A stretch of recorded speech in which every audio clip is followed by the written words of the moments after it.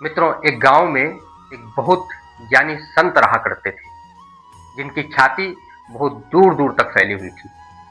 एक बार एक व्यक्ति उन संत के पास आया और कहा, गुरुजी, मैं ज्ञान की तलाश में हूँ और उसी ज्ञान की तलाश में मैं आपके पास आया हूँ। आपकी अति कृपा होगी अगर आप मुझे वो ज्ञान दे पाए तो। उन संत ने कहा कि अगर तुम वाकई ज्ञान पाना चाहते हो और ज्ञान की तलाश में हो तो तुम्हें ज्ञान अवश्य मिलेगा। तुम एक काम करो, तुम अभी घर जाओ और थोड़ी देर के बाद बहुत भयंकर बारिश होने वाली है। तुम एक काम करना, उस बारिश में ऊपर आसमान की तरफ हाथ खड़े करके आसमान को निहारते रहना और तुम देखना, आज तुम्हारे साथ एक अद्भुत चमत्कार होगा। बारिश के पानी के साथ साथ ज्ञान भी बरसेगा और जिस ज्ञान की तलाश में तुम इधर उधर भटक रहे हो वो ज्ञान तुम्हें प्राप्त होगा। संत बहुत नामी थे, उनकी ख्याति बहुत दूर दूर तक थी।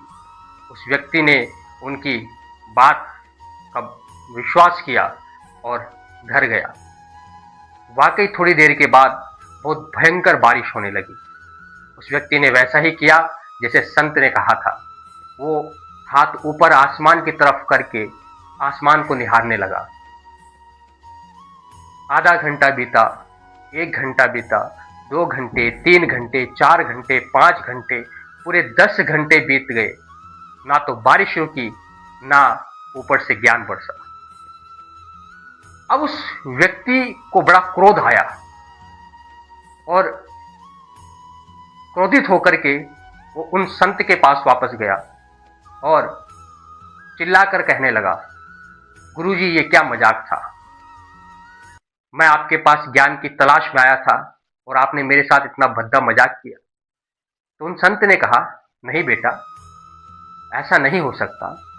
अगर मैंने कहा है तो जरूर तुझे ज्ञान की प्राप्ति हुई होगी। जब तू ऊपर आसमान की तरफ हाथ खड़े करके आसमान को निहार रहा था तो बारिश के पानी के साथ साथ ज्ञान जरूर बरसा होगा।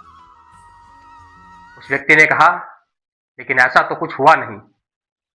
उन संत ने उससे पूछा कि जब बारिश का पानी बरस रहा था और तू ऊपर आसमान की तरफ देख रहा था तो तुझे कुछ न कुछ तो अनुभूति जरूर हुई होगी। उस व्यक्ति ने कहा, क्या अनुभूति हुई?